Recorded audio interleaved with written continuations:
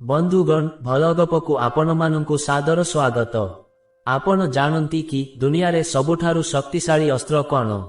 आपण हुए तो भाबुथिबे एहा कौनसी परमाणु बोमा बा धनुषर, किंतु प्रकृत रे एहा हेउछि आम मुहनरु बाहारुथिबा शब्द। आपण जानिले आश्चर्य हेबे जे गोटिए मधुर शब्द जने शत्रु को बंधु करिपारे एवं गोटिए कटु शब्द जने परम मित्र को मध्य जन्म जन्मांतर पाई शत्रु करि देई पारे। आपण निश्चय अनुभव करिथिबे केबे केबे आमे काहाकू किछि कहि देउ जहा पाई परवर्ती समय रे आमको अनुताप करिबाकू पड़े। काहिंकी केबे कोन एवं किपरि कहिबा उचित एहा हिं जीवनर सबुठारु बड़ कला। आमे आजि नेई आसिछु जीवनर प्रति मुहूर्त रे आवश्यक हेउथिबा एक गभीर प्रसंग। पद्म पुराणर एक दिव्य आलोचना जेउठारे जने ज्ञानी शुकपक्षी एवं जने तपस्वी ऋषिंक माध्यमरे बाणीर 10टी रहस्य उन्मोचन करा जाइछि। आपणक जीव ही आपणकर शत्रु ओ बंधु। केउ कथा गोपन रखिबे एवं केउठी मौन रहिबे ताहा जानिले आपण समाजरे अपार सम्मान पाइबे। बंधुगण समयर चक्र को पछकु बुलाई चालंतु जीवा सेही पवित्र नैमिषारण्य क्षेत्रकु, जेउठारे मुनि ऋषि माने एकत्रित होई जगत कल्याण पाई आलोचना करुछंती। सुत मुनि एही प्रसंगरे कहउछंती किपरि जने ज्ञानी ऋषि जाहांको नाम थिला मुनि कौशिक, से शास्त्र ज्ञानरे अगाध पंडित थिले मध्य निजर बाणी उपरे नियंत्रण रखिबा पाई सर्वदा चिंतित रहुथिले। दिने कौशिक मुनि एक गहन वन मध्यरे तपस्या करुथिबा समयरे एक विचित्र घटना घटिला। एक सुंदर सबुज रंगर शुकपक्षी बा शुआटीए तांको सम्मुखरे आसी बसिला एवं अत्यंत मधुर स्वररे मनुष्य भाषारे कहिबाकू लागिला। बंधुगण आपण जानिले आश्चर्य हेबे जे सेही शुआटी साधारण पक्षी नथिला, से थिला शास्त्रर ज्ञाता। ऋषि कौशिक पचारिले, हे ज्ञानी पक्षीराज, तुमे एते मधुर वचन किपरि कहि पारुछ? मनुष्य समाजरे तो केही काहाकू भल कथा पदे कहिबाकू कुंठाबोध करुछंती, किंतु तुम बाणीरे एते शीतलता केउठु आसिला? शुआटी हसीदेई कहिला, महर्षि, मोर पूर्व जन्मर एक कहानी अछि जहा बाणीर गुरुत्व बुझाई थाए, जेउठी शब्द हिं सबु किछि। एठारे शुआटी कौशिक मुनिंकु एक अति सुंदर पौराणिक गल्प सुनाउछि जहा आपणंकु बाणीर शक्ति विषयरे जणाइबो। शास्त्ररे अछि, प्रियवाक्य प्रदानेन सर्वे तुष्यन्ति जन्तव, अर्थात केवल मनुष्य नुहे संसारर समस्त प्राणी मधुर बाणी द्वारा संतुष्ट हुअन्ति। बंधुगण शुआटी कहिला, हे मुनिवर, बहु पुरातन कालरे जने राजा थिले जाहांको नाम थिला सत्यव्रत। से धार्मिक थिले सत, किंतु से केवल सत्य कहिबाकू हिं धर्म बोली भाबुथिले। तांको मतरे सत्य जेते कटु हेले भी कहिबा उचित, किंतु से एहा जानी नथिले जे सत्य जदि काहार कल्याण करिपारे नाही बा काहाकू कष्ट दिए तेबे ताहा पापर कारण हुए। थरे सेही राजा मृगजा बा शिकार करिबाकू बणकू जाइथिबा बेले एक भयभीत हरिण तांको आखि सामना देई दौड़ी पळाइला। किछि समय परे जने क्रूर व्याध बा शिकारी सेठाकू आसी पहुंचिला। शिकारीटी राजांकू देखि पचारिला, हे राजा, आपण एही पथरे कौनसी हरिणकू जिबार देखिछंती कि? मु बहुत शोषिला ओ भोकिला अछि, सेही शिकार न मिलिले मो परिवार उपास रहिबे। बंधुगण एबे राजांको सम्मुखरे एक बड़ धर्म संकट। से जदि सत कहिबे तेबे एक निरीह हरिणर प्राण चलीजिबो, जदि मिछ कहिबे तेबे तांकर सत्यवादी पणियारे आंच आसिबो। से कौन कले जानती? राजा सत कहिदेले, हरिणटी सेही झाटी जंगल पछरे लुचिछि। एतिकी शुणी शिकारीटी धाइंगला एवं निरीह हरिणटी को मारिदेला। बंधुगण सत्य कहिबा परे मध्य राजांकू केउ दंड मिलिला एवं बाणीर प्रकृत महत्व कौन ताहा शुआटी ऋषिंकू बुझाउछि। किंतु एहा परे कौन हेला? राजांकू परलोकरे केउ गति मिलिला? बंधुगण जेतेबेले राजा सत्यव्रतंको कथा शुणी शिकारीटी सेही निरीह हरिणकू मारिदेला, सेतेबेले आकाशरु देवता माने मध्य दुख प्रकाश कले। राजा भाबुथिले से तो सत कहिछंती, तेणु से पुण्य अर्जन कले। किंतु बंधुगण समय अतिक्रांत हेला एवं राजांकर मृत्यु समय आसी पहुंचिला। जेतेबेले जमदूत माने तांकू जमराजंको निकटकू नेई गले, जमराज कहिले, हे राजा, तुमे निज जीवन रे सर्वदा सत्य कहिछ सत, किंतु तुमर सेही सत्य बाणी एक निरीह जीवर प्राण नेइछि। ସେଥିପାଇଁ ତୁମକୁ ନର୍କ ଯିବାକୁ ପଡ଼ିବ। ରାଜା ଆଶ୍ଚର୍ଯ୍ୟ ହୋଇ ପଚାରିଲେ, ପ୍ରଭୁ, ସତ୍ୟ କହିବା କ'ଣ ପାପ? ଯମରାଜ କହିଲେ, ଶାସ୍ତ୍ରରେ ଅଛି, ସତ୍ୟଂ ବ୍ରୁଜାତ୍ ପ୍ରିୟଂ ବ୍ରୁଜାତ୍ ନ ବ୍ରୁଜାତ୍ ସତ୍ୟମ ପ୍ରିୟଂ। ଅର୍ଥାତ୍ ସତ୍ୟ କୁହ, ପ୍ରିୟ କଥା କୁହ, କିନ୍ତୁ ଏପରି ସତ୍ୟ କୁହ ନାହିଁ ଯାହା କାହାର ଅମଙ୍ଗଳ କରେ ବା ଅପ୍ରିୟ ହୁଏ। ବନ୍ଧୁଗଣ, ଶୁକପକ୍ଷୀଟି ଏହି କାହାଣୀ ମାଧ୍ୟମରେ କୌଶିକ ମୁନିଙ୍କୁ ବୁଝାଉଥିଲା ଯେ ବାଣୀର ପ୍ରଥମ ରହସ୍ୟ ହେଉଛି ଶବ୍ଦର ପ୍ରଯୋଗ ସ୍ଥାନ, କାଳ ଓ ପାତ୍ର ଅନୁସାରେ ହେବା ଉଚିତ। ଆପଣଙ୍କ ଜିଭ ହିଁ ଆପଣଙ୍କୁ ସ୍ୱର୍ଗ ବା ନର୍କର ଦ୍ୱାର ଦେଖାଇପାରେ। ଶୁଆଟି ପୁଣି କହିଲା, ହେ ମୁନିବର, ମୁଁ ଆପଣଙ୍କୁ ବାଣୀର ସେହି 10ଟି ରହସ୍ୟ ମଧ୍ୟରୁ ପ୍ରଥମ କିଛି କଥା କହୁଛି ଯାହା ପଦ୍ମ ପୁରାଣରେ ବର୍ଣ୍ଣିତ। ପ୍ରଥମତଃ, ଯେଉଁ ବ୍ୟକ୍ତି ନିଜ ବାଣୀରେ କାହାର ଦୋଷ ଦେଖାଏ ନାହିଁ ସେ ହିଁ ପ୍ରକୃତ ଜ୍ଞାନୀ। ଦ୍ୱିତୀୟରେ, ଯିଏ ଅତ୍ୟଧିକ ପ୍ରଶଂସା ବା ଅତ୍ୟଧିକ ନିନ୍ଦା କରେ ନାହିଁ ସେ ସମାଜରେ ସମ୍ମାନ ପାଏ। ଋଷି କୌଶିକ ଶୁଆର ଏପରି ଗଭୀର କଥା ଶୁଣି ମୁଗ୍ଧ ହୋଇଗଲେ। ସେ ପଚାରିଲେ, ହେ ଜ୍ଞାନୀ ପକ୍ଷୀ, ତୁମେ କହିଲ ଯେ ଜୀବ ହିଁ ଶତ୍ରୁ ଓ ବନ୍ଧୁ। ଏହା କିପରି ସମ୍ଭବ? ମୋତେ ଏହା ବିସ୍ତାର ଭାବେ ବୁଝାଇ କୁହ। ଶୁଆଟି ତାଙ୍କୁ ଦ୍ୱିତୀୟ ଉଦାହରଣ ଦେବାକୁ ଯାଇ ଆଉ ଏକ ପ୍ରସଙ୍ଗ ଆରମ୍ଭ କଲା। ଶୁଆଟି କହିଲା, ବନ୍ଧୁଗଣ, ଆପଣ ଜାଣିଲେ ଆଶ୍ଚର୍ଯ୍ୟ ହେବେ ଯେ ପଦ୍ମ ପୁରାଣ ଅନୁସାରେ ଯେଉଁ ବ୍ୟକ୍ତି କ୍ରୋଧ ସମୟରେ ନିଜ ଜିଭକୁ ଦାନ୍ତ ମଝିରେ ଚାପି ରଖେ ଅର୍ଥାତ୍ ମୌନ ରହେ, ସେ 1000 ଅଶ୍ୱମେଧ ଯଜ୍ଞର ଫଳ ପାଏ। କାରଣ କ୍ରୋଧରେ କୁହାଯାଇଥିବା ଗୋଟିଏ ଶବ୍ଦ ପୁରା ପରିବାରକୁ ଧ୍ୱଂସ କରିଦେଇପାରେ। ଋଷି କୌଶିକ ଏବେ ଅନୁଭବ କଲେ ଯେ ସେ ମଧ୍ୟ ଅନେକ ସମୟରେ ନିଜ ତପସ୍ୟାର ଅହଙ୍କାରରେ କାହାକୁ କିଛି କଟୁ କଥା କହିଦେଇଛନ୍ତି। ଶୁଆଟି କୌଶିକ ମୁନିଙ୍କୁ ଚାହିଁ ଏକ ଗୂଢ଼ ପ୍ରଶ୍ନ ପଚାରିଲା, ହେ ମୁନିବର, ଯଦି ଆପଣଙ୍କ ସମ୍ମୁଖରେ ଜଣେ ମୂର୍ଖ ବ୍ୟକ୍ତି ଆସି ଆପଣଙ୍କୁ ଅପମାନ ଦିଏ ତେବେ ଆପଣ ତାକୁ କ'ଣ ଉତ୍ତର ଦେବେ? କୌଶିକ ମୁନି କିଛି ସମୟ ନୀରବ ରହିଲେ। ଶୁଆଟି ହସି କହିଲା, ଏଇଠି ହିଁ ଅଛି ବାଣୀର ତୃତୀୟ ରହସ୍ୟ। ବନ୍ଧୁଗଣ, କ'ଣ ସେହି ତୃତୀୟ ରହସ୍ୟ? ମୂର୍ଖର ଅପମାନର ଉତ୍ତର କ'ଣ ହେବା ଉଚିତ? କ'ଣ କହିଲେ ଜଣେ ବ୍ୟକ୍ତି ସମାଜରେ ସମ୍ମାନିତ ହୁଏ? ବନ୍ଧୁଗଣ, ଶୁକପକ୍ଷୀଟି ଋଷି କୌଶିକଙ୍କୁ ଚାହିଁ ଅତ୍ୟନ୍ତ ଗାମ୍ଭୀର୍ଯ୍ୟର ସହ କହିଲା, ହେ ମୁନିବର, ବାଣୀର ତୃତୀୟ ରହସ୍ୟ ହେଉଛି ମୂର୍ଖସ୍ୟ ବିଷୟରେ ମୌନ ହିଁ ଶ୍ରେଷ୍ଠମ୍। ଅର୍ଥାତ୍ ଜଣେ ମୂର୍ଖ ବ୍ୟକ୍ତି ସହିତ ଯୁକ୍ତିତର୍କ ନ କରି ମୌନ ରହିବା ହିଁ ସବୁଠାରୁ ବଡ଼ ବୁଦ୍ଧିମାନର କାମ। ଶୁଆଟି ଏହି ପ୍ରସଙ୍ଗରେ ଏକ ସୁନ୍ଦର କଥା କହିଲା ଯାହା ପଦ୍ମ ପୁରାଣରେ ବର୍ଣ୍ଣିତ। ଥରେ ଜଣେ ଅହଙ୍କାରୀ ପଣ୍ଡିତ ଜଣେ ସନ୍ନ୍ୟାସୀଙ୍କୁ ବହୁତ କଟୁ କଥା କହି ଅପମାନିତ କରୁଥିଲେ। ସେ ସନ୍ନ୍ୟାସୀଙ୍କୁ କହିଲେ, ତୁମେ ଜଣେ ଭଣ୍ଡ, ତୁମେ କିଛି ଜାଣିନାହଁ। ସନ୍ନ୍ୟାସୀ ଜଣକ ହସିଦେଇ ଚୁପ୍ ରହିଲେ। ପଣ୍ଡିତ ଜଣକ ପୁଣି କହିଲେ, ତୁମେ କ'ଣ ଜଣେ କାପୁରୁଷ? ମୋ କଥାର ଉତ୍ତର କାହିଁକି ଦେଉନାହଁ? ସନ୍ନ୍ୟାସୀ ଅତ୍ୟନ୍ତ ଶାନ୍ତ ଭାବରେ କହିଲେ, ବନ୍ଧୁ, ଯଦି କେହି ତୁମକୁ ଏକ ଉପହାର ବା ଗିଫ୍ଟ ଦିଏ ଏବଂ ତୁମେ ତାହା ଗ୍ରହଣ ନ କର ତେବେ ସେହି ଉପହାରଟି କାହା ପାଖରେ ରହିବ? ପଣ୍ଡିତ ଜଣକ କହିଲେ, ନିଶ୍ଚିତ ଭାବେ ତାହା ଦେଇଥିବା ବ୍ୟକ୍ତି ପାଖରେ ହିଁ ରହିବ। ସନ୍ନ୍ୟାସୀ ହସିଦେଇ କହିଲେ, ଠିକ୍ ସେହିଭଳି ତୁମେ ଯେଉଁ ଅପମାନ ମୋତେ ଦେଲ ମୁଁ ତାହା ଗ୍ରହଣ କଲି ନାହିଁ। ତେଣୁ ସେହି ସବୁ ଅଶୁଭ ଶବ୍ଦ ତୁମ ପାଖରେ ହିଁ ରହିଗଲା। ବନ୍ଧୁଗଣ, ଶୁଆଟି କହିଲା, ହେ କୌଶିକ ମୁନି, ଏହା ହିଁ ହେଉଛି ବାଣୀର ଚତୁର୍ଥ ରହସ୍ୟ। ଯେଉଁ ଶବ୍ଦ ଆମ ଜିଭରୁ ବାହାରିଯାଏ ତାହା କେବେ ଫେରିଆସେ ନାହିଁ। ଶାସ୍ତ୍ରରେ କୁହାଯାଇଛି, ବାଚଂ ରକ୍ଷେତ୍ ସଦା ବୁଦ୍ଧଃ ସର୍ବଦା ମିତଭାଷିଣୀମ୍। ଅର୍ଥାତ୍ ଜଣେ ଜ୍ଞାନୀ ବ୍ୟକ୍ତି ସର୍ବଦା ନିଜ ବାଣୀକୁ ରକ୍ଷା କରିବା ଉଚିତ ଏବଂ ସବୁବେଳେ କମ୍ କଥା କହିବା ଉଚିତ।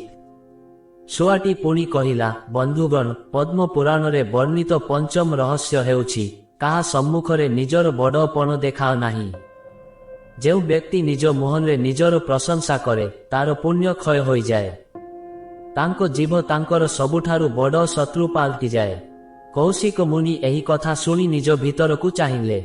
ସେ ଭାବିଲେ, ମୁଁ ତ କେତେଥର ନିଜ ଜ୍ଞାନର ଗର୍ବରେ ଅନ୍ୟକୁ ଛୋଟ ଦେଖାଇଛି।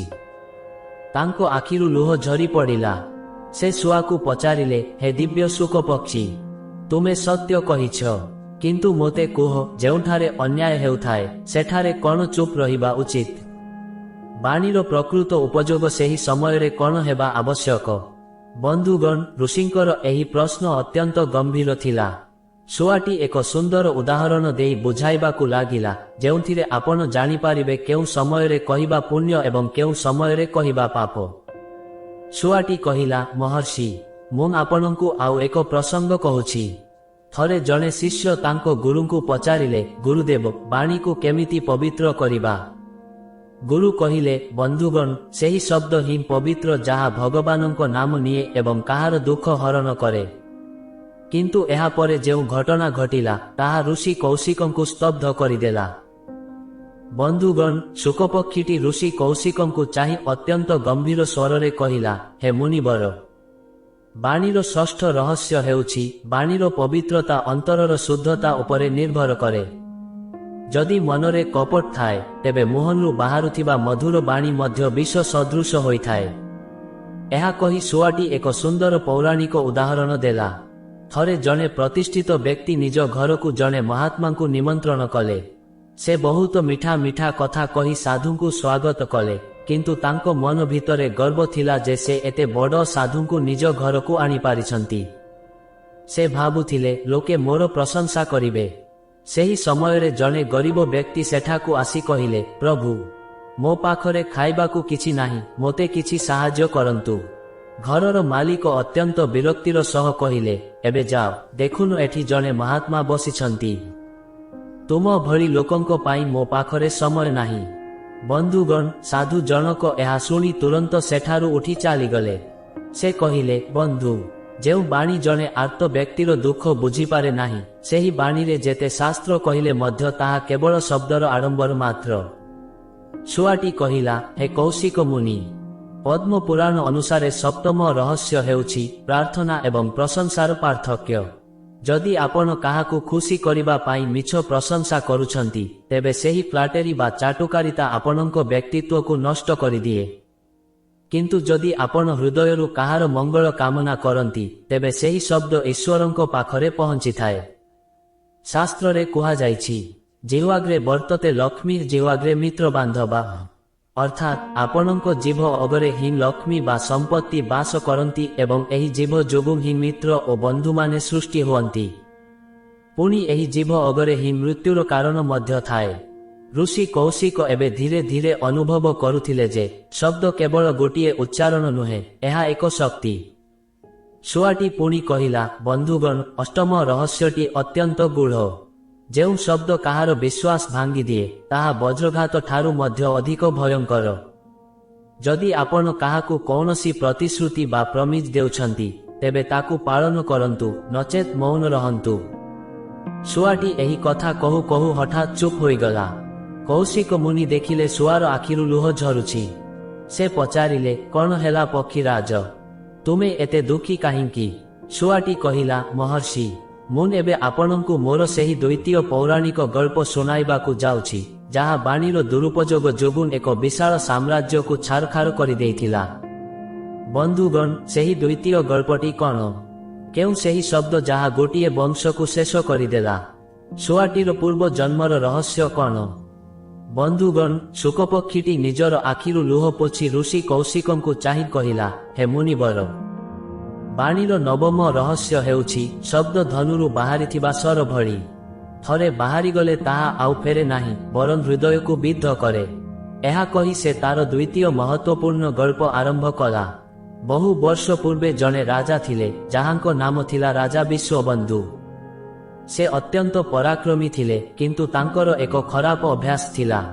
ସେ ଅତିଶୟ କ୍ରୋଧରେ କାହାକୁ କିଛି ବି କହିଦେଉଥିଲେ। ଥରେ ତାଙ୍କ ଦରବାରକୁ ଜଣେ ଅତ୍ୟନ୍ତ ଜ୍ଞାନୀ କିନ୍ତୁ ସ୍ୱଳ୍ପଭାଷୀ ବ୍ରାହ୍ମଣ ଆସିଲେ। ରାଜା ସେହି ସମୟରେ କୌଣସି କାରଣରୁ ବିରକ୍ତ ଥିଲେ।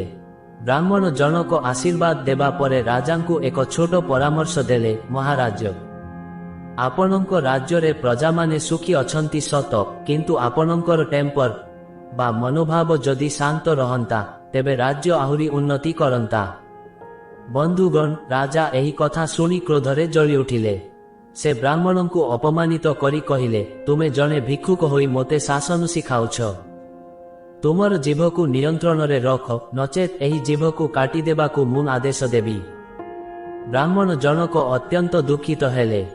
ସେ କୌଣସି ଅଭିଶାପ ଦେଲେ ନାହିଁ, କିନ୍ତୁ ଯିବା ସମୟରେ କେବଳ ଏତିକି କହିଲେ, ହେ ରାଜା, ମନେ ରଖନ୍ତୁ, ଯେଉଁ ଜିଭରେ ଆପଣ ଆଜି ଜଣେ ନିରୀହକୁ ଅପମାନ ଦେଲେ, ସେହି ଜିଭ ହିଁ ଦିନେ ଆପଣଙ୍କର ସବୁଠାରୁ ବଡ଼ ଦୁଃଖର କାରଣ ହେବ। କିଛି ଦିନ ପରେ ରାଜ୍ୟରେ ଏକ ଭୟଙ୍କର ଦୁର୍ଭିକ୍ଷ ପଡ଼ିଲା।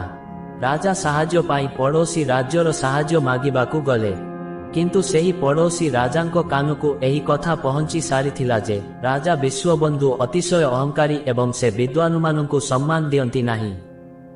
ସେଠାରେ ମଧ୍ୟ ରାଜା ନିଜର ଅହଙ୍କାରୀ ବାଣୀ ପାଇଁ ସାହାଯ୍ୟ ପାଇବା ପରିବର୍ତ୍ତେ ଶତ୍ରୁତା ବଢ଼ାଇ ଫେରିଲେ। ବନ୍ଧୁଗଣ, ଶେଷରେ ତାଙ୍କର ସମଗ୍ର ସାମ୍ରାଜ୍ୟ ଧ୍ୱଂସ ହୋଇଗଲା ଏବଂ ସେ ଜଣେ ସାଧାରଣ ବ୍ୟକ୍ତି ଭଳି ଜଙ୍ଗଲରେ ବୁଲିବାକୁ ଲାଗିଲେ। ଶୁଆଟି କହିଲା, ହେ ମୁନିବର, ସେହି ରାଜା ହିଁ ପରବର୍ତ୍ତୀ ଜନ୍ମରେ ମୋର ମାଲିକ ହୋଇଥିଲେ ଏବଂ ତାଙ୍କ ଶେଷ ସମୟରେ ସେ ଅନୁତାପ କରି ମୋତେ ଏହି ସବୁ ଜ୍ଞାନ ଶିଖାଇଥିଲେ। ସେଥିପାଇଁ ପଦ୍ମ ପୁରାଣରେ ଦଶମ ରହସ୍ୟ ହେଉଛି ବାଣୀରେ ଅନୁତାପର ସ୍ଥାନ। ଯଦି ଭୁଲରେ କାହାକୁ କିଛି କଟୁ କଥା କହିଦେଲେ, ତେବେ ସେହି ସମୟରେ କ୍ଷମା ପ୍ରାର୍ଥନା କରିବା ହିଁ ବୁଦ୍ଧିମାନର କାମ। କାରଣ କ୍ଷମା ମାଗିବା ବ୍ୟକ୍ତି କେବେ ଛୋଟ ହୁଏ ନାହିଁ, ବରଂ ତାଙ୍କର ପର୍ସନାଲିଟି ବା ବ୍ୟକ୍ତିତ୍ୱ ଆହୁରି ମହାନ ହୋଇଯାଏ। ଶାସ୍ତ୍ରରେ କୁହାଯାଇଛି, କ୍ଷମା ବଶୀକୃତି ଲୋକେ କ୍ଷମୟା କି ନ ସାଧ୍ୟତେ, ଅର୍ଥାତ୍ ଏହି ସଂସାରରେ କ୍ଷମା ହିଁ ସବୁଠାରୁ ବଡ଼ ବଶୀକରଣ ଅସ୍ତ୍ର। କ୍ଷମା ଦ୍ୱାରା କେଉଁ କାମ ସାଧିତ ହୋଇପାରିବ ନାହିଁ। ବନ୍ଧୁଗଣ, ଏହି ପର୍ଯ୍ୟନ୍ତ ଶୁକପକ୍ଷୀ ବାଣୀର 10ଟି ଯାକ ରହସ୍ୟ ପ୍ରାୟତଃ ବୁଝାଇ ସାରିଲେଣି। କିନ୍ତୁ ଋଷି କୌଶିକଙ୍କ ମନରେ ଏବେ ଏକ ନୂଆ ପ୍ରଶ୍ନ ଜାଗ୍ରତ ହୋଇଛି। ସେ ପଚାରିଲେ, ହେ ପକ୍ଷୀରାଜ, ତୁମେ ତ ବହୁତ କିଛି କହିଲ, କିନ୍ତୁ ଏପରି କିଛି ଶବ୍ଦ ଅଛି କି ଯାହାକୁ କହିଲେ ମନୁଷ୍ୟ ଶୁଦ୍ଧ ଓ ମୁକ୍ତିର ପଥ ପାଏ?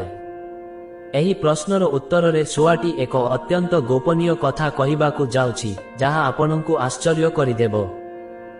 ବନ୍ଧୁଗଣ, ଶୁକପକ୍ଷୀଟି ଋଷି କୌଶିକଙ୍କୁ ଚାହିଁ ଅତ୍ୟନ୍ତ ଭକ୍ତିଭାବରେ କହିଲା, ହେ ମୁନିବର, ବାଣୀର ଯେଉଁ ରହସ୍ୟ କଥା ଆପଣ ପଚାରୁଛନ୍ତି, ତାହା କେବଳ ଶାସ୍ତ୍ର ଜ୍ଞାନ ନୁହେଁ, ବରଂ ଏହା ଏକ ମ୍ୟାଜିକ ବା ଚମତ୍କାର।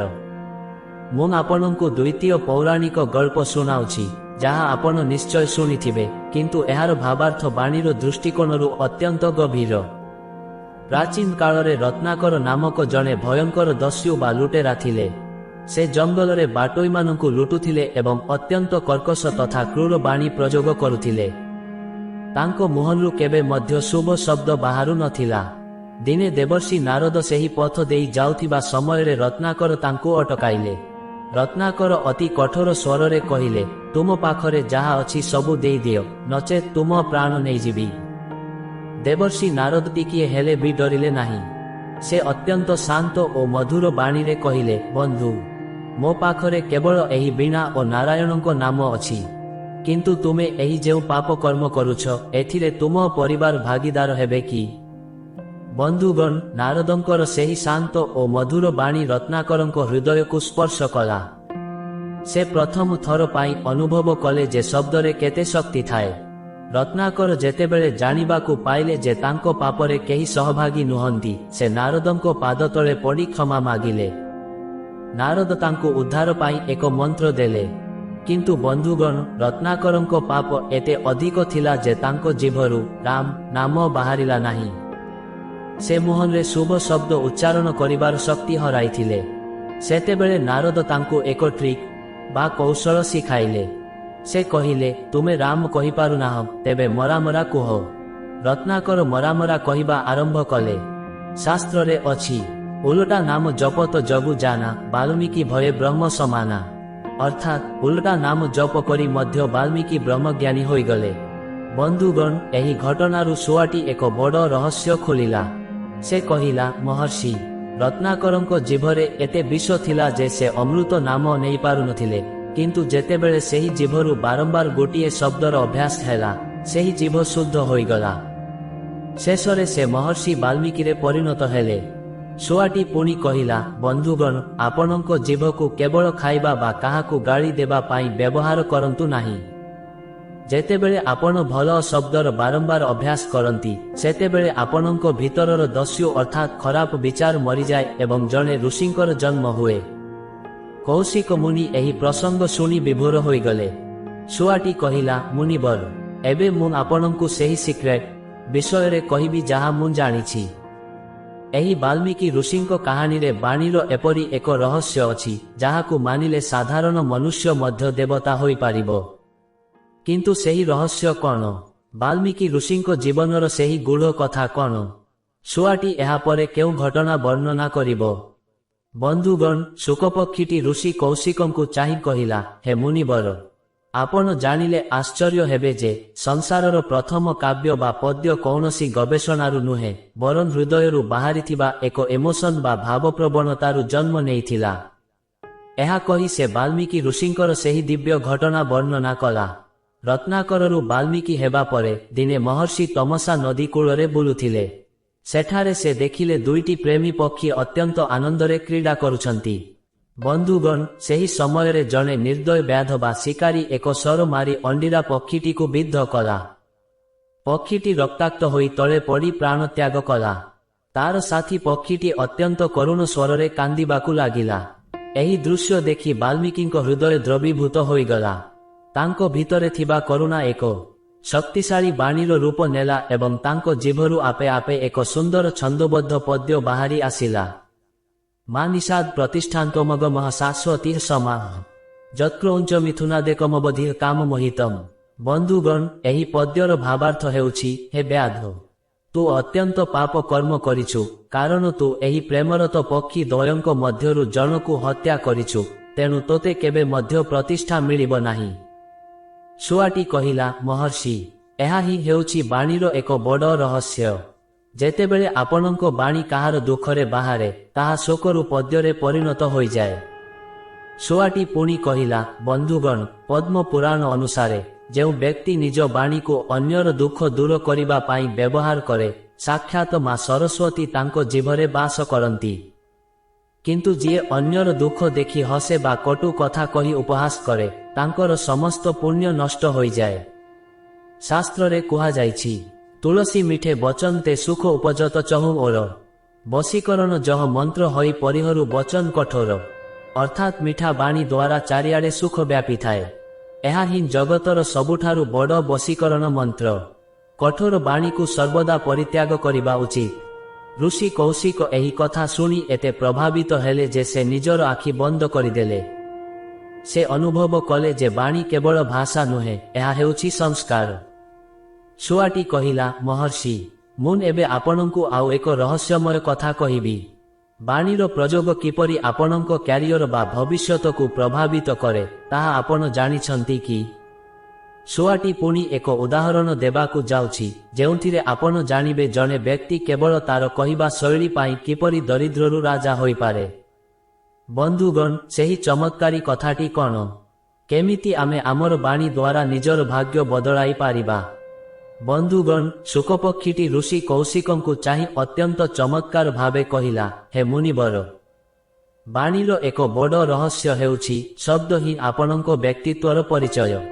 ଆପଣଙ୍କ ପୋଷାକ ଆପଣଙ୍କ ଶରୀରକୁ ଘୋଡ଼ାଇ ପାରେ, କିନ୍ତୁ ଆପଣଙ୍କ ବାଣୀ ଆପଣଙ୍କ ସଂସ୍କାରକୁ ଦୁନିଆ ଆଗରେ ଖୋଲିଦିଏ। ଏହା କହି ସେ ଏକ ଛୋଟ କିନ୍ତୁ ପ୍ରଭାବଶାଳୀ ଘଟଣା ବର୍ଣ୍ଣନା କଲା। ଥରେ ଜଣେ ରାଜା ଜଙ୍ଗଲରେ ଶିକାର କରିବାକୁ ଯାଇ ନିଜ ସୈନ୍ୟମାନଙ୍କଠାରୁ ବିଚ୍ଛିନ୍ନ ହୋଇଗଲେ। ସେ ବହୁତ ଶୋଷିଲା ଥିଲେ। କିଛି ଦୂରରେ ସେ ଦେଖିଲେ ଜଣେ ଅନ୍ଧ ସନ୍ନ୍ୟାସୀ ଗଛ ମୂଳେ ବସିଛନ୍ତି। ପ୍ରଥମେ ରାଜାଙ୍କର ଜଣେ ସେବକ ସେଠାକୁ ଆସି ପହଞ୍ଚିଲା ଏବଂ ଅତି ରୁକ୍ଷ ସ୍ୱରରେ କହିଲା, ଏ ଅନ୍ଧ, ଏଠି ପାଣି ଅଛି କି? ଶୀଘ୍ର କୁହ। ସନ୍ନ୍ୟାସୀ ଜଣକ ଶାନ୍ତ ଭାବେ କହିଲେ, ନାହିଁ ସେବକ, ଏଠାରେ ପାଣି ନାହିଁ। ତାପରେ ରାଜାଙ୍କର ସେନାପତି ସେଠାକୁ ଆସିଲେ ଏବଂ କହିଲେ, ସାଧୁ ମହାରାଜ, ଆପଣ କ'ଣ ଜାଣିଛନ୍ତି ପାଣି କେଉଁଠି ମିଳିବ? ଆମେ ବହୁତ ଶୋଷିଲା ଅଛୁ। ସନ୍ନ୍ୟାସୀ କହିଲେ, ନା ସେନାପତି ମହୋଦୟ, ଏଠାରେ ପାଣି ନାହିଁ। ଶେଷରେ ସ୍ୱୟଂ ରାଜା ସେଠାକୁ ଆସିଲେ ଏବଂ ସାଧୁଙ୍କ ପାଦ ସ୍ପର୍ଶ କରି ଅତି ନମ୍ରତାର ସହ କହିଲେ, ହେ ମହାତ୍ମା, ଆପଣଙ୍କ ଚରଣରେ ମୋର ପ୍ରଣାମ। ଯଦି ଆପଣ ଜାଣିଛନ୍ତି, ତେବେ କ'ଣ କହିପାରିବେ ପାଖରେ କୌଣସି ଜଳାଶୟ ଅଛି କି? ବନ୍ଧୁଗଣ, ସନ୍ନ୍ୟାସୀ ଜଣକ ହସିଦେଲେ ଏବଂ କହିଲେ, ହେ ରାଜ, ସେହି ପଥର ସେପାଖରେ ଏକ ଝରଣା ଅଛି, ଆପଣ ସେଠାକୁ ଯାଆନ୍ତୁ। ରାଜା ଆଶ୍ଚର୍ଯ୍ୟ ହୋଇ ପଚାରିଲେ, ଆପଣ ତ ଅନ୍ଧ, ଆପଣ କିପରି ଜାଣିଲେ ଯେ ପ୍ରଥମ ବ୍ୟକ୍ତି ଜଣେ ସେବକ ଥିଲା, ଦ୍ୱିତୀୟ ଜଣକ ସେନାପତି ଏବଂ ମୁଁ ଜଣେ ରାଜା? ସନ୍ନ୍ୟାସୀ ଜଣକ ଅତ୍ୟନ୍ତ ସୁନ୍ଦର ଉତ୍ତର ଦେଲେ। ସେ କହିଲେ, ହେ ରାଜ, ମୁଁ ଆପଣଙ୍କୁ ଦେଖିପାରୁନାହିଁ ସତ, କିନ୍ତୁ ଆପଣଙ୍କ ଭଏସ୍ ବା ବାଣୀ ମୋତେ ସବୁ କହିଦେଲା। ସେବକ କହିବାରେ ଅହଙ୍କାର ଥିଲା, ସେନାପତିଙ୍କ କଥାରେ ଆଦେଶ ଥିଲା, କିନ୍ତୁ ଆପଣଙ୍କ ବାଣୀରେ ନମ୍ରତା ଓ ସମ୍ମାନ ଥିଲା। ମନେ ରଖନ୍ତୁ, ଜଣେ ବ୍ୟକ୍ତିର ପଦବୀ ତାର ବାଣୀରୁ ହିଁ ଜଣାପଡ଼େ। ଶୁଆଟି କହିଲା, ହେ କୌଶିକ ମୁନି, ପଦ୍ମ ପୁରାଣ କହେ ଯେ ଯେଉଁ ବ୍ୟକ୍ତି ନିଜ ବାଣୀରେ ଆପଣ ଏବଂ ଧନ୍ୟବାଦ ଭଳି ଶବ୍ଦର ସୁନ୍ଦର ପ୍ରଯୋଗ କରେ, ତାଙ୍କୁ ଜିତିବା ପାଇଁ କୌଣସି ଯୁଦ୍ଧର ଆବଶ୍ୟକତା ପଡ଼େ ନାହିଁ। ଶାସ୍ତ୍ରରେ କୁହାଯାଇଛି, ଏକଃ ଶବ୍ଦଃ ସମ୍ୟକ୍ ଜ୍ଞାତଃ ସୁପ୍ରଯୁକ୍ତଃ ସ୍ୱର୍ଗେ ଲୋକେ ଚ କାମଧୁକ୍ ଭବତି। ଅର୍ଥାତ୍ ଗୋଟିଏ ଶବ୍ଦ ଯଦି ସଠିକ୍ ଭାବରେ ଜାଣି ସୁପ୍ରଯୋଗ କରାଯାଏ, ତେବେ ତାହା ସ୍ୱର୍ଗରେ ମଧ୍ୟ ସମସ୍ତ ମନୋକାମନା ପୂର୍ଣ୍ଣ କରିବାକୁ ସମର୍ଥ ହୁଏ। ବନ୍ଧୁଗଣ, ଏହି କଥା ଶୁଣିବା ପରେ ଋଷି କୌଶିକଙ୍କ ହୃଦୟ ପରିବର୍ତ୍ତିତ ହୋଇଗଲା। ସେ ବୁଝିପାରିଲେ ଯେ ସେ ଏତେ ଦିନ ଧରି ଯେଉଁ ତପସ୍ୟା କରୁଥିଲେ, ତାହା ଅଧୁରା ଥିଲା, କାରଣ ତାଙ୍କ ବାଣୀରେ ସେହି ଶୀତଳତା ନଥିଲା। ଶୁଆଟି ଏବେ କହିଲା, ମହର୍ଷି, ମୁଁ ଏବେ ଆପଣଙ୍କୁ ବାଣୀର ସେହି ଦଶମ ତଥା ସବୁଠାରୁ ଶକ୍ତିଶାଳୀ ରହସ୍ୟ କହିବି, ଯାହା ମନୁଷ୍ୟକୁ ପରମାତ୍ମାଙ୍କ ସହ ଯୋଡ଼ିଥାଏ। କ'ଣ ସେହି ଦଶମ ରହସ୍ୟ? ବାଣୀ ମାଧ୍ୟମରେ କିପରି ଭଗବାନଙ୍କୁ ବଶ କରାଯାଇପାରେ? ଶୁଆଟିର ଏହି ଶେଷ କଥାଟି ଆପଣଙ୍କ ଜୀବନ ଦର୍ଶନକୁ ସମ୍ପୂର୍ଣ୍ଣ ରୂପେ ବଦଳାଇ ଦେବ। ବନ୍ଧୁଗଣ, ଶୁକପକ୍ଷୀଟି ଋଷି କୌଶିକଙ୍କୁ ଚାହିଁ ଅତ୍ୟନ୍ତ ଭକ୍ତି ଗଦ କଣ୍ଠରେ କହିଲା, ହେ ମହର୍ଷି, ବାଣୀର ଦଶମ ତଥା ସବୁଠାରୁ ବଡ଼ ରହସ୍ୟ ହେଉଛି, ବାଣୀ ଯେତେବେଳେ ପ୍ରାର୍ଥନା ପାଲଟିଯାଏ। ଯେଉଁ ଶବ୍ଦ ଅନ୍ୟର ହୃଦୟକୁ କଷ୍ଟ ନ ଦେଇ ପରମାତ୍ମାଙ୍କ ଚରଣରେ ପହଞ୍ଚେ, ସେହି ବାଣୀ ହିଁ ମୁକ୍ତିର ମାର୍ଗ ପ୍ରଶସ୍ତ କରେ। ଶୁଆଟି ଏହି ପ୍ରସଙ୍ଗରେ ଏକ ଦିବ୍ୟ ଉଦାହରଣ ଦେଲା। ପ୍ରାଚୀନ କାଳରେ ଜଣେ ସାଧୁ ଥିଲେ, ଯାହାଙ୍କୁ ଲୋକେ ପାଗଳ ବୋଲି ଭାବୁଥିଲେ। ସେ ସବୁବେଳେ ଚୁପ୍ ରହୁଥିଲେ। ଦିନେ ଜଣେ ରାଜା ତାଙ୍କୁ ଦେଖି ପଚାରିଲେ, ହେ ମହାତ୍ମା, ଆପଣ କାହିଁକି କିଛି କହୁନାହାନ୍ତି? ଆପଣଙ୍କ ପାଖରେ କ'ଣ ଜ୍ଞାନ ନାହିଁ? ସାଧୁ ଜଣକ ହସିଦେଇ କହିଲେ, ରାଜନ, ମୁଁ ଯେତେବେଳେ କଥା କହେ, ମୁଁ ନିଜ ସହ କଥା କହେ କିମ୍ବା ମୋ ପ୍ରଭୁଙ୍କ ସହ କଥା କହେ। ମୁଁ ଯେତେବେଳେ ଅନ୍ୟ ସହ କଥା କହେ, ସେତେବେଳେ ମୁଁ ନିଜର ଶକ୍ତି ବ୍ୟୟ କରେ। କିନ୍ତୁ ଯେତେବେଳେ ମୁଁ ମୌନ ରହେ, ସେତେବେଳେ ମୁଁ ଭଗବାନଙ୍କ ସହ କମ୍ୟୁନିକେସନ ବା ସମ୍ପର୍କ ସ୍ଥାପନ କରେ। ବନ୍ଧୁଗଣ, ଶୁଆଟି କହିଲା, ପଦ୍ମ ପୁରାଣ କହେ, ଯେଉଁ ବ୍ୟକ୍ତି ପ୍ରତିଦିନ ଅନ୍ତତଃ 1 ଘଣ୍ଟା ପାଇଁ ମୌନ ବ୍ରତ ଧାରଣ କରେ, ତାଙ୍କ ବାଣୀରେ ସିଦ୍ଧି ଆସେ। ସେ ଯାହା କହନ୍ତି, ତାହା ସତ୍ୟ ହୁଏ। କୌଶିକ ମୁନି ଏହି କଥା ଶୁଣି ନିଜ ଭୁଲ ବୁଝିପାରିଲେ। ସେ ଜାଣିଲେ ଯେ ସେ କେବଳ ମୁହଁରେ ମନ୍ତ୍ର ଜପୁଥିଲେ, କିନ୍ତୁ ତାଙ୍କ ବାଣୀରେ ସେହି ପ୍ରେମ ଓ ଶୁଦ୍ଧତା ନଥିଲା। ଶାସ୍ତ୍ରରେ ଅଛି, ଜିହ୍ୱାଗ୍ରେ ବସତେ ସରସ୍ୱତୀ, ଅର୍ଥାତ୍ ଆମ ଜିଭ ଅଗରେ ମା ସରସ୍ୱତୀ ବାସ କରନ୍ତି। କିନ୍ତୁ ଯେତେବେଳେ ଆମେ କଟୁ କଥା, ମିଥ୍ୟା ବା କାହାର ନିନ୍ଦା କରୁ, ସେତେବେଳେ ମା ସରସ୍ୱତୀ ସେହି ସ୍ଥାନ ଛାଡ଼ି ଚାଲିଯାନ୍ତି ଏବଂ ଦୁର୍ବୁଦ୍ଧି ବାସ କରେ। ଶୁଆଟି ପୁଣି କହିଲା, ହେ ମୁନିବର, ବାଣୀର ଏହି 10 ରହସ୍ୟ ଯିଏ ଜାଣିନିଏ, ସେ ସମାଜରେ ରାଜା ପରି ସମ୍ମାନ ପାଏ। ଯେଉଁ ବ୍ୟକ୍ତିର ବାଣୀ ମଧୁର, ତାଙ୍କର ଦୁଃଖ ସମୟରେ ମଧ୍ୟ ଦୁନିଆ ତାଙ୍କ ସହ ଛିଡ଼ା ହୁଏ। କିନ୍ତୁ ଯିଏ ନିଜ ବାଣୀରେ ଶତ୍ରୁତା ବଢ଼ାଏ, ସେ ସ୍ୱର୍ଣ୍ଣ ସିଂହାସନରେ ବସିଲେ ମଧ୍ୟ ଏକାକୀ ରହିଯାଏ। ବନ୍ଧୁଗଣ, ଏବେ ସେହି ମହତ୍ୱପୂର୍ଣ୍ଣ ମୁହୂର୍ତ୍ତ ଆସିଲା, ଯେତେବେଳେ ଋଷି କୌଶିକ ସେହି ଜ୍ଞାନୀ ଶୁକପକ୍ଷୀକୁ ନିଜର ଗୁରୁ ବୋଲି ମାନିନେଲେ। ଶୁଆଟି ଏହି ସବୁ କଥା କହିବା ପରେ ଆକାଶକୁ ଉଡ଼ିଗଲା, କିନ୍ତୁ କୌଶିକ ମୁନିଙ୍କ ଜୀବନ ସମ୍ପୂର୍ଣ୍ଣ ରୂପେ ବଦଳି ଯାଇଥିଲା। ସେହି ଶୁଆଟି ପ୍ରକୃତରେ କିଏ ଥିଲା? କ'ଣ ସେ କୌଣସି ଦେବତା ଥିଲେ? ଏହି ମୂଳ ଗଳ୍ପ ଏବେ ତାର ଚରମ ସୀମାରେ।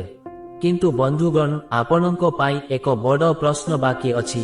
ଆପଣ ନିଜ ବାଣୀକୁ କିପରି ବ୍ୟବହାର କରୁଛନ୍ତି? ଆପଣଙ୍କ ଜିଭ ଆପଣଙ୍କ ପାଇଁ ବନ୍ଧୁ ନା ଶତ୍ରୁ? ବନ୍ଧୁଗଣ, ଶୁକପକ୍ଷୀଟି ଆକାଶକୁ ଉଡ଼ିଯିବା ପୂର୍ବରୁ ଋଷି କୌଶିକଙ୍କୁ ଚାହିଁ ଏକ ଅନ୍ତିମ ମନ୍ତ୍ର ଦେଇ କହିଲା, ହେ ମୁନିବର, ମନେ ରଖନ୍ତୁ, ଯେଉଁ ବ୍ୟକ୍ତିର ବାଣୀରେ ସତ୍ୟ, ପ୍ରେମ ଏବଂ କରୁଣା ଏକାଠି ହୋଇଯାଏ, ତାଙ୍କ କଥା ସ୍ୱୟଂ ଈଶ୍ୱରଙ୍କ ଆଦେଶ ପାଲଟିଯାଏ। ଋଷି କୌଶିକ ସେହି ସବୁଜ ଶୁଆଟିକୁ ଆଖି ନିମିଷକେ ଅଦୃଶ୍ୟ ହେବାର ଦେଖିଲେ। ସେ ଅନୁଭବ କଲେ ଯେ ସେହି ଶୁଆଟି ସାଧାରଣ ପକ୍ଷୀ ନଥିଲା, ସେ ଥିଲା ବାଣୀର ଅଧିଷ୍ଠାତ୍ରୀ ଦେବୀଙ୍କ ପ୍ରେରିତ ଏକ ଦିବ୍ୟ ଶକ୍ତି।